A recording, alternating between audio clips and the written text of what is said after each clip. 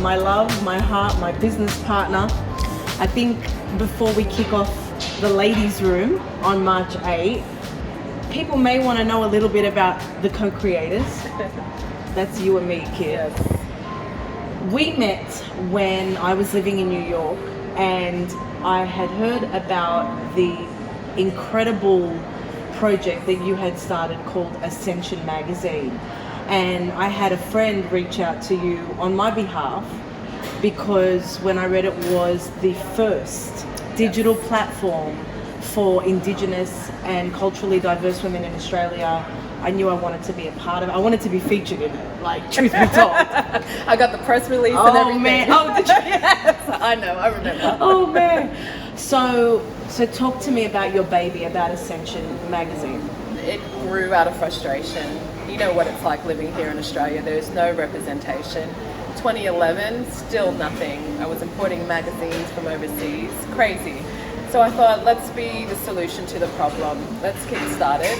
Let's give a voice to women of color here. So it was really important to have those conversations and bring it back to what does an Australian woman of color look like? What is the profile? What are her values? Who is she? I don't think people really understand what an Australian woman of color looks like. Did you have a publishing background? Was this just a big dream? If I don't do it, no one else will, basically? No, girl, that's why it was so intimidating, because the fact that I never had a university degree. I never had a journalism background. I always loved to write, and I just knew it had to be done. And I think that's the power of when you're so frustrated, you needed something.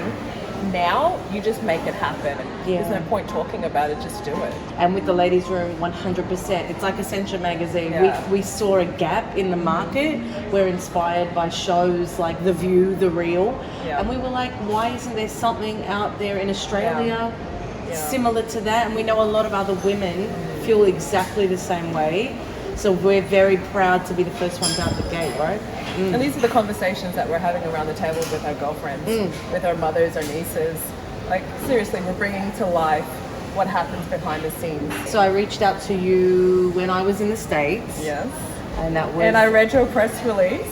And one of the achievements, many achievements. You gotta promote yourself sometimes, guys. So back in 2012, you were part of a limited edition shoe. Tell me about that. Yeah, that was a very big highlight in my life. So I had a Reebok Classic sneaker, a Boss Lady sneaker, because I used to go by the name Boss Lady. Way before people were using Boss Lady. Yeah, it was kind of early. It was kind of early as a hip hop journalist.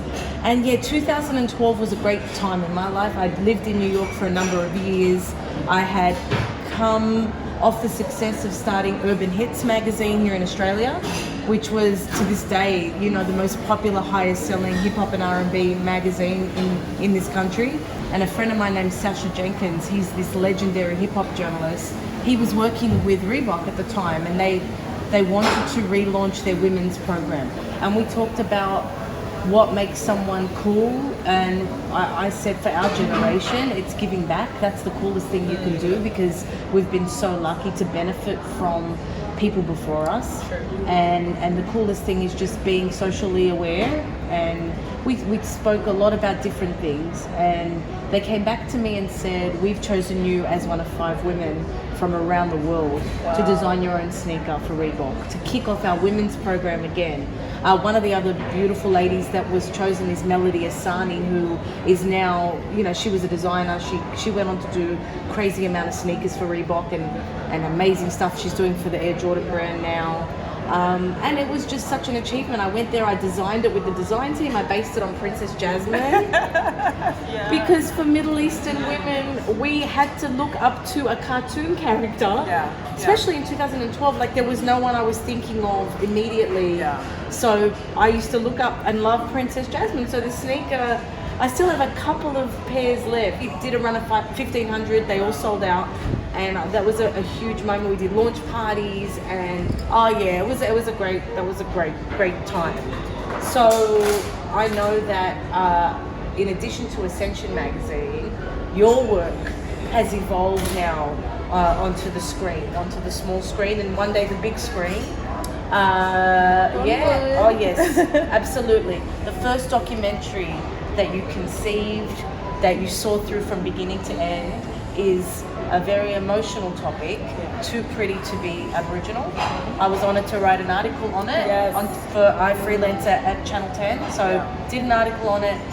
I know that meant a lot to you, and it's still going, the entire concept and the conversation is still happening. How did that feel when you got the response from Aboriginal women about that documentary? I think it was more so about time. You know, the amount of times that an Aboriginal woman would have to be confronted with that statement. It's loaded with racism, sexual exploitation, you name it. And how to unpack that? How do you have a conversation with your peers about how it makes you feel? How does it make you feel about your identity? How you have to explain it to the most strangers? The most horrible compliment you can get. Really, yeah, and people right? look you dead in your eye as if to say, like, wow, you've made it. Like, your proximity to whiteness is everything. You've come so far. And even doing the documentary, talking to academics like Dr. Liz Connor to unpack it in a educational sense, or how to understand how colonialism is involved in this statement. And she's pretty much saying that statement is, you're the poster girl for assimilation.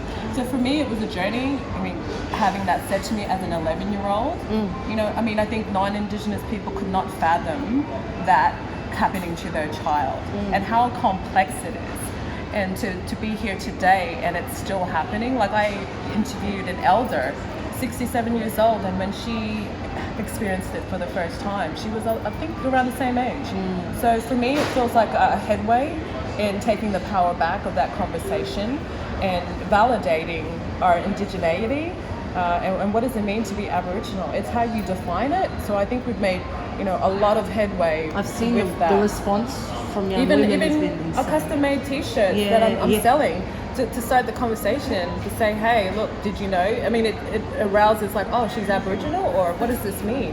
Yeah, it's an issue. So, I think in the, 2020, like, seriously, we need to get on top of this and take control of the narrative. And everything that we do between you and I and the audience that we're serving is about taking power back. So I'm really excited, to be in this space and create change. So when we met, I had come back from New York. Yes. You had moved from Melbourne to Sydney, originally from Cairns, and we sat down. This is over a year ago. Nearly a year ago. We sat down and you said to me, I have this idea. I thought of you straight away. We need a talk show with diverse women in Australia. And I said, bitch!